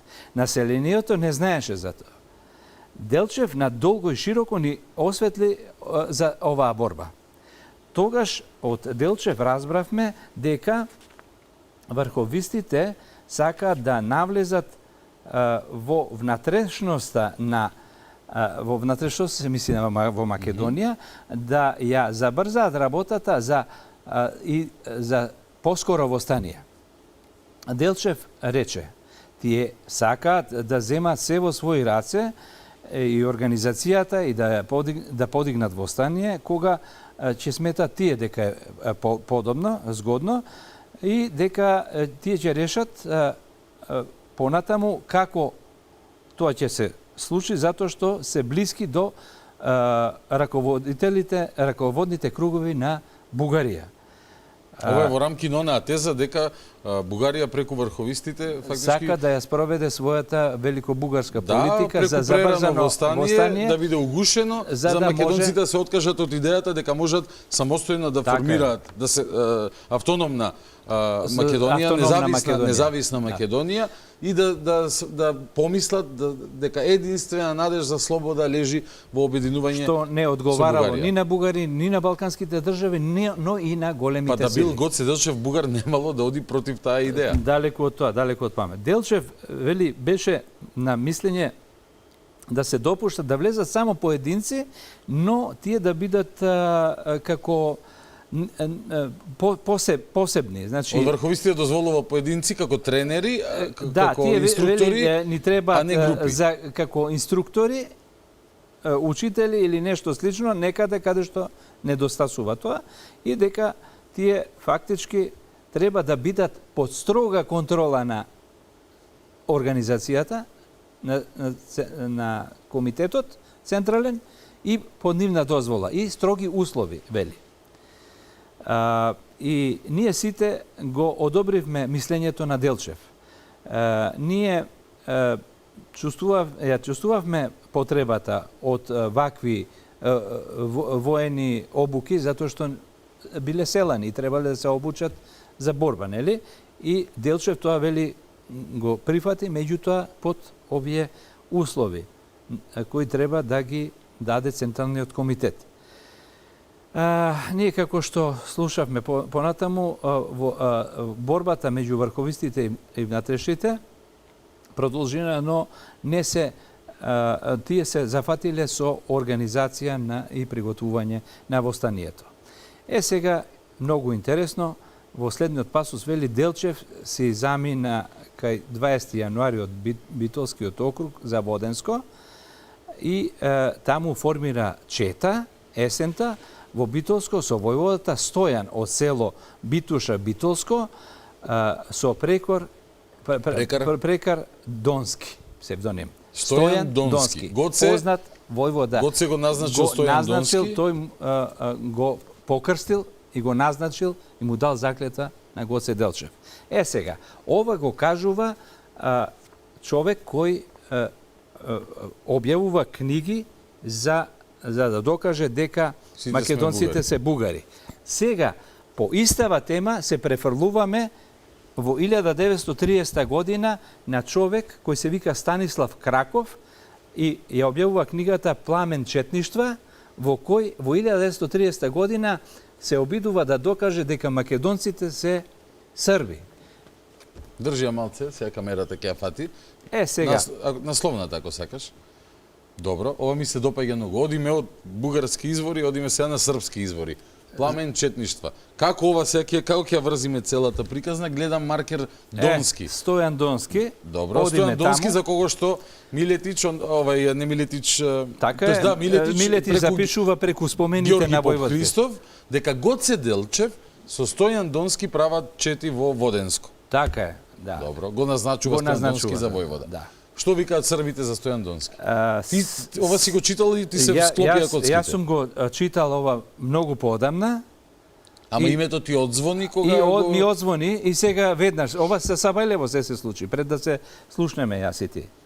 И таму обидувајќи се сега, уште една ексклузива, значи таму ги посетува македонците печалбари во Белград. Добро. Доктор Гоđevac, човек кој работел за интересите на Кажи само за книгава два збора четнички сведоштва, контекст да дајме? Тоа е книга која Пламен четништва, која е наменета за јавноста да докаже дека се што се случувало во Македонија имало многу српски контекст. И дури Јужна Бановина, ние сме срби, атентаторите се солунски и тие ли се срби? Срби и така натаму. Добро. Вакви и илјадници книги постојат. Ама мораме да ги читаме затоа што тука има и нешто што кога ги споиш двете накрај ќе остане вистината. Ајде. И сега повторно читам и во нешто. Во Белград македонците ги посетувал Гоđevac, како го кажете. Да, Гоđevac и тој вели оде вика низ местата и низ дуќаните каде што работеле нашите браќа од Македонија и кај еден од своите најдобри... шпион, така бране? Тој бил шпион, добро, сакам да препознам шпион, добро. Тој кај еден од своите најдобри пријатели, фурнаџијата, значи пекарот Дамче. Како? Дамче. Дамче. Да. Се може, само српско не може ова име. Го препознал Гоđevac, војводата Стојан Донски, еден од најпознатите војводи во тоа време. Стојан бил од околината на Лерин, така пишува овде. Точно, тоа е селото е меѓу Битола и Лерин. А меѓу Битола и Лерин? Прво се состанале самите и го разговарале додека Дамче ги печел своите румени лепчиња и останувале до рано савајле. Дамче му бил јатак на Стојан Донски, така, кога не е во планина, е кај Дамче таму андеркавер пекар. А потоа нивните разговори се претворале во мали собири на кои доаѓале и други подвојводи и комити. Сега, јас бидејќи имам превод понатаму во книгава од оваа книга, сум ја користел, па ќе искористам нешто на македонски. Добро, да место симултано да преведуваш. Вели вака, од пролета 1903 година, Стојан Донски и неговите другари се спремаа за одење и од древните украсени со огледалца сандаци, ковчези ги извадија своите комитски одела, извезени со гајтени и ги чистија пушките и редениците. Доктор Гоџева забележал на нивните капи на кои околу македонскиот лав, така пишува овде, биле зборовите слобода или смрт. Од Донски слушна дека им ги испратиле во Софија. Значи таму ги нарачале да им ги направат. Го праша зошто не носат надпис слобода, кога во нивниот крај така се изговара, туку бугарски слобода. А Донски му рекол, така нам дадоше, што да правиме? Се согласил Донски на предлог од докторот да им се заменат знаците. Доктор Гоџевац отишол кај куинџијата Крста Пешковиќ и му нарачал 300 посребрени плакети слобода или смрт. Значи, немал ништо против да биде на македонски Стојан Донски. Сега, понатаму сум го издвоил и ова. Во годините пред востанието, во Белград, ова што го кажав, што презимувале, нели? Добро. Едно од четите била на Стојан Донски и вели кога го се обидел Гоџевац да го придобие, да предат на српска страна и зошто соработуваат со бугарскиот комитет, за нив македонскиот комитет бил бугарски комитет. За србите, така го нарекува. Аха. Еве што му одговара, и тоа кај Краков е цитиран на македонски. Добро. Аха. Еве што му одговорил Донски. Јас не се борам за бугарите, јас сум македонец и се бијам за автономија на Македонија. Ова е цитат на Стојан Донски. Ова е цитат на Стојан Донски. Стојан Донски, војводата, назначен? Од Гоце Делчев. Еве што е поентата. Значи, сосема е јасно кои се насоките и кои се луѓето на Гоце Делчев. Зошто цело време се бори против врховистите? Гоце Делчев. Мене ми е фасцинантно како преку ловење на извитоперувачи на историјата, на пропагандисти и на фалсификатори, патот ќе те доведе, бидејќи си читал, бидејќи си истражувал, бидејќи помниш и знаеш. Едноставно треба 100.000 страници да се прочитат. Да, само 100.000 страници.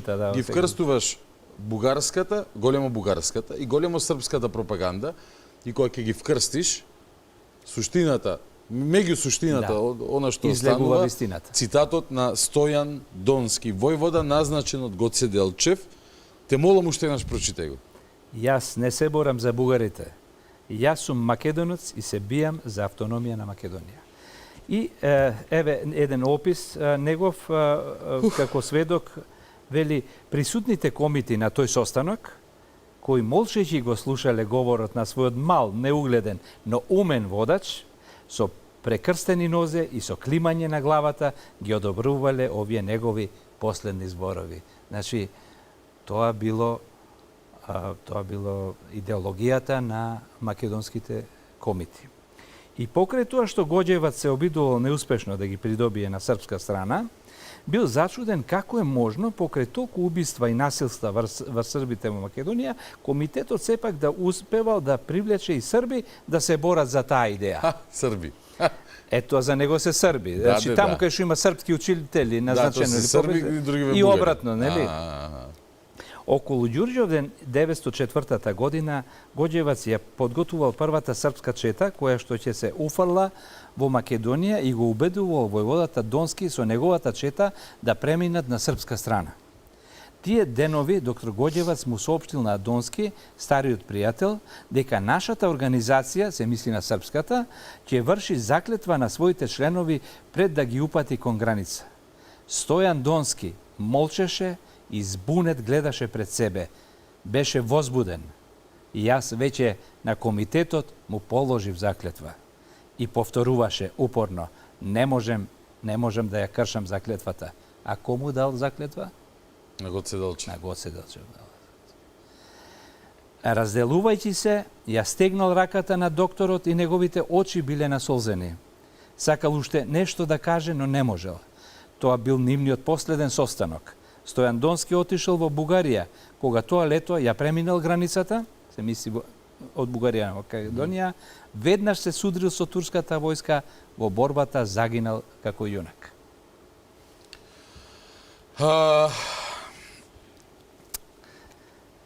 Јас немам што повеќе да кажам. Стварно.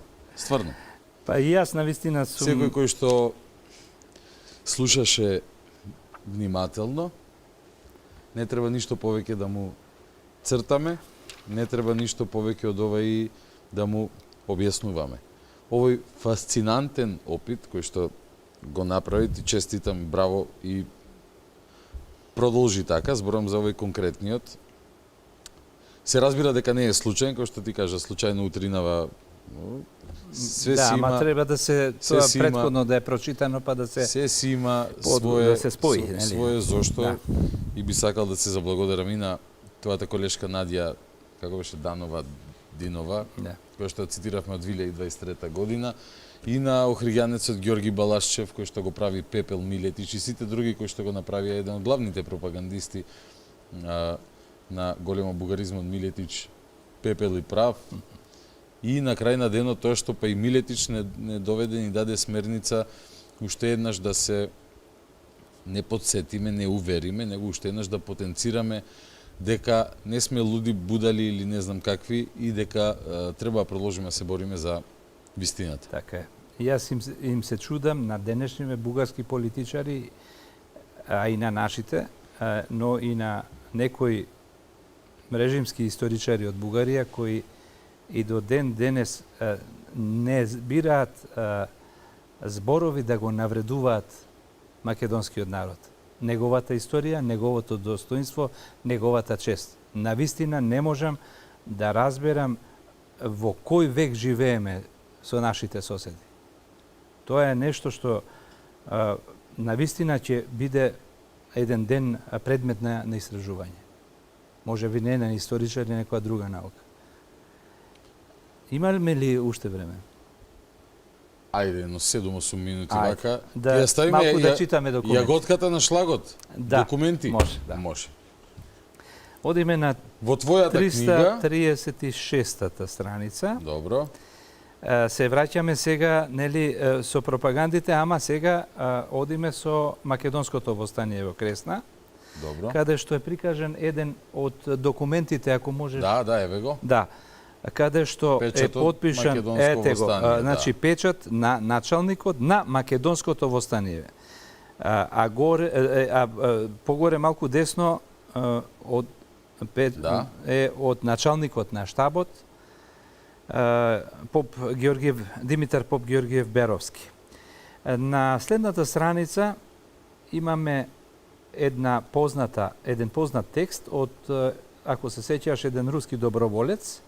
Истиот текст го има и Димитар Поп Георгиев Беровски во македонското востание. Да, точно. Во кое вели, ова се обраќа до бугарските комитети единство. И вели, вие се воздржувате да пишувате од името на македонскиот народ. Ова име нема да изумре. Затоа изјавувам дека без зборот Македон, вашите писма ќе бидат враќани назад. Молам да им јавите на сите комитети. Исто вакво писмо има и тој рускиот доброволец кој што е во така е. дел од истото востание. Калмиков, да. А ова е годината на Сан Стефанска Бугарија и очигледен е обидот, очигледен е судирот, конфронтацијата. Судирот голем. И сега овде тој им кажува дека вие се воздржувате да пишувате од името на македонскиот народ. Ова име нема да изумре. Сега, овој документ е искористен од Кацаров Кепев документи по Кресненското востание од 1878, издадена од Бугарската академија на науките во Софија 1949 година. Во добрите години кога македонците биле признати во Бугарија. Да. Ама ние тоа не го забораваме. Документот. Не можеме тоа да забораваме. Така е, точно. Сега, ако тука е јасно изразен македонската свест на Димитар Поп Георгиев Беровски, ако е изразена јасно свеста на Гоце Делчев, а на 3 март се читаат како големи бугарски дејци, българи, и Питогули тоа е тој феномен. Значи, нивни најголеми непријатели тие ги слават како нивни големи јунаци, им прават споменици и така натаму. Тоа е чудото. Па добро, да направиме аналогија со јазикот, Кирил и Методи на бугарскиот, оној преска што го читав од Балашев, Окту, Токту, Мокту. Да. Оние што го уништили тој прабугарски јазик, им дале словенско писмо, денес тие го нарекуваат старобугарски, прабугарски, така натаму.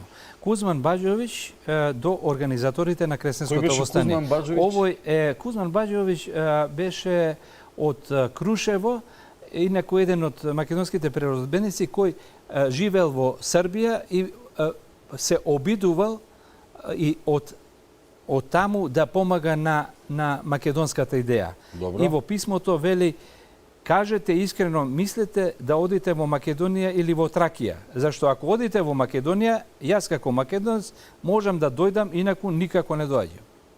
Кратко и јасно. Да. Нема што, ајде, што, одиме понатаму. Македонски мигранти во Србија, истата година, 1878. Пречесни очи архимандрите. У овај час кога се решава судбина од народ на Балкански полуостров.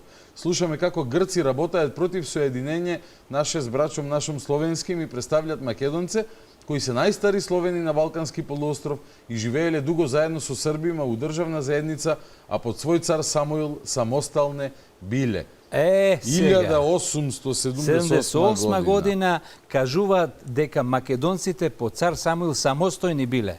Па не се од Марс паднати овие луѓе, бране, се прераскажувало. Се прераскажувало.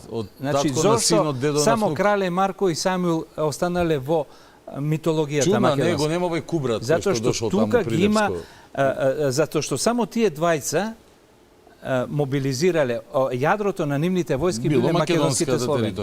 И од тие илјадници македонци кои биле во таа војска останале преданија кои се раскажувале од колено на колено. Нема ништо случајно. 1878 година, South Wales Daily News, вторник, 28 мај, значи зборува, ево ти, Macedonians, Albanians, Armenians and no end of nationalities. Значи зборува за...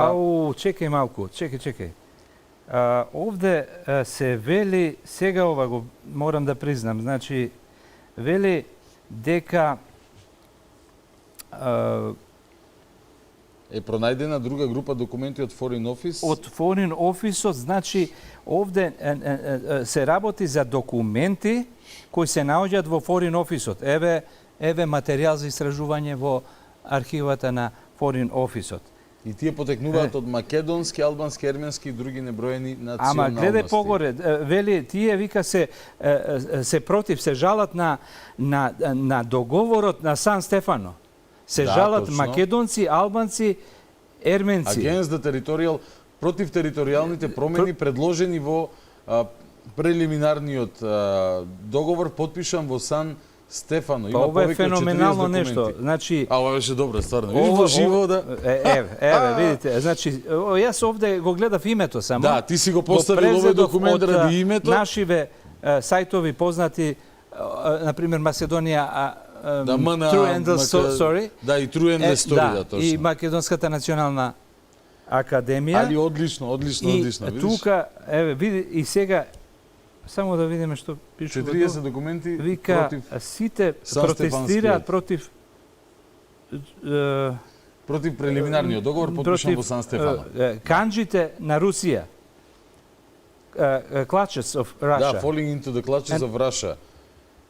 And begging that the Sultan can no longer protect them, Queen Victoria will. Дека ќе ги заштити. Да, ако султан не може, кралица Queen Викторија. Викторија дека ќе ги заштити. Да, ова да се оствареше сега, ќе зборувавме за викторијанското време во Македонија. Ова добро. Меѓутоа, ова треба државата да вложи ова архива да се прегледа, затоа што вели дека има да не се ослонуваш во моментов на државата. Земи, засучи ракави, ровари таму, бидејќи... Да. Веќе народот си ги презема сам. Да, точно. И многу ги откриваат праќаат многу. Уште неколку минутки имаме. Ќе се обратам со благодарност до тие луѓе кои ти праќаат документи, да се живи и здрави и да продолжат. Чите понатаму, еве, 1878 година, македонско друштво во Турну Северин, Романија. Македонија остана неослободена, затоа сега сите македонци треба да се дигнеме против непријателите и така натака. Романија, 78 година, македонци. Тоа, значи, не е точно, многу луѓе не знаат дека фактички своји комитети и своји представници организацијата имала и во Романија, и во Бугарија, и во Грција, и во Србија. А не е само дека во Софија, односно во Бугарија. Едвард Баркер, Велика Британија. Тој изјави дека во станиците кои себе си се викаат македонци. Едвард Баркер, Велика Британија, македонци. 1800 морам вака суштината само да ја излечам. Иако е интересно тоа, ама нека остане за читање. Не, добро, можеме. Во информација за македонското востание со центар во Кресна до британскиот амбасадор во Истанбул, меѓу другото се вели: имам чест да ве информирам дека бројот на востаниците изнесува 15.000 војници вооружени со добри Хенри Мартинки. Истите оние што русите им ги одзедоа на турците и оти се снабдени со муниција. Овде е владиката од Мелник. Тој изјави дека востаниците кои себе си се викаат македонци побарале од него поголема сума пари за неговите парохици, велејќи дека парите ќе му бидат вратени кога тие ќе ја ослободат својата земја Македонија.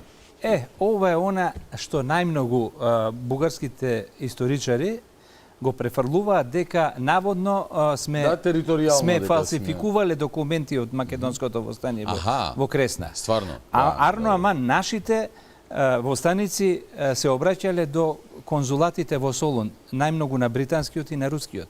И од таму сега ползуваме многу документи, а богами, еве гледаме дека и весниците британски информираат за тоа.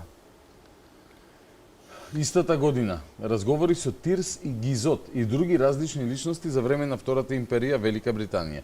Вистинските грци никогаш немаше да ги протераат турците.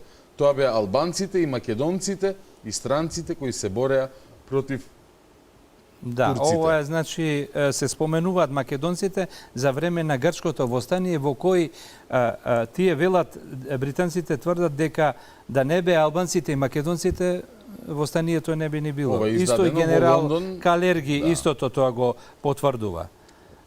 Авторот на Грчката револуција од 1843 година.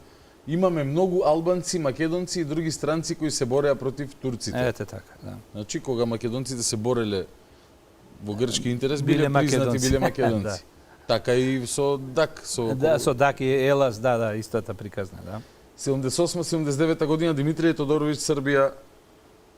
Да видиме што кажува тој. Тоа е Димитрije Робич, кој побарал да биде, да се прогласи автономија, имал состанок со гроф Игнатиев, тој што ја возобнови бугарската екзархија и тој бил многу пробугарски ориентиран, ама уствари заради руските интереси, нели? И помогнал и за формирањето на бугарската држава. Тој вели дека Македонија не може да му припадне на ниту еден од трите народи на Балканскиот полуостров. И барал независна Македонија. Семејството Робеви. Да. Ова е вечер на Охригани. Повторно имаме од Битола. македонска емиграција од Турну Северин, Романија. Исто митрополит Натаниел Кирил и сите македонци кои се наоѓаат на бојното поле, сите македонци. Апел. Да. Вау, Австралија, како шеташ бране, Романија, ајде сега Австралија. Македонско востание со центар во Кресно, народот во Македонија, бунтовниците бараат автономија. Ова е во весникот Овенс енд Марей Адвертайзер во Австралија 1879 година. Вау. Значи потврди имаме од сите страни. Едвард и Баркер, Велика Британија, ова историк е збир на документи. Еве го тоа ова е она што претходно што го читаше. Овде е само во Да. Дека се опремени со Хенри Мартинки и така натака и така натака. Ако убаво е вака. Calling themselves Macedonians. Ете тоа. Може ли вака да завршиме? Може. Убаво е. Calling themselves Macedonians. Да ставиме тука кај сме застанали. Да, само уште една запирка и си продолжуваме и понатака како што треба. Уште еднаш честитам на подвизите што ги изведе вечерва. Верувам дека ќе продолжат да бидат охрабрувачки за целиот народ, а инспирација и мотивација и за сите твои колеги кои што се вредни, кои што се специјалисти, секој во различен дел, едноставно да продолжите сите заедно со вашата работа, бидејќи живееме во време кога историјата стана меинстрим и главна тема и за разлика од досега, Македонија, не зборувам за државата, бидејќи тоа не е Македонија, не е Илинденска бебе, Македонија сте сите вие, Македонија сме ние, Македонија сме сите ние заедно, на кој што ни гори тука. Македонија сега оди офанзивно, не дефанзивно, бидејќи пода нема што да се срамиме, под Б имаме многу што да кажеме. Огромен дел од тоа е собран во книгата Македонци, милениумски сведоштва за идентитетското име на Бранислав Светозаревич. Ти благодарам и за вечерашниот час. Оваа книга може да се најде по книжарите низ Скопје, не знам, веројатно и низ Македонија. Нека се јават луѓе кај мене, кај тебе се едно, ќе ги упатиме каде можат да ја купат. За крај? За крај еден апел да не дозволиме да историјата како наука замине некаде во маргините, затоа што тоа е дел од борбата против македонската вистина, за да ги заборавиме не овие подвизи. Подвизите на нашите предци, кои од ден во ден се уверуваме дека и илјадници од нив, во генерации и генерации, своите животи ги посветиле и ги дале за Македонија и за својот народ. И затоа не смееме во наставата да дозволиме вакви малверзации, претумбации кои ја уништуваат македонската историја, чест и достоинство. Ти благодарам уште еднаш, ви благодарам и на сите вас што останавте до овие ситни сати заедно со нас. Сигурен сум дека уживавте како и секогаш кога имаме вакви часови по достоинство, по национална гордост, по точни факти, со докази, со, како да ви кажам, 844 страни. Ова вечерва, па што го зборувавме, него не има во книгата 80% од муабетот. Тоа значи дека, бидејќи вистината е на наша страна, имам простор за уште многу олку дебели книги и сигурен сум дека и тие ќе дојдат. До следното гледање петок, на Велики петок по 22:30. Стандардна рецептура. Гледајте, слушајте, размислувајте, анализирајте и извлекувајте собствени заклучоци, а не слушајте некои бараби кои ви велат дека мора да имаме учебници со заедничка историја со Бугарија. Добра ноќ, Македонијо, главата горе.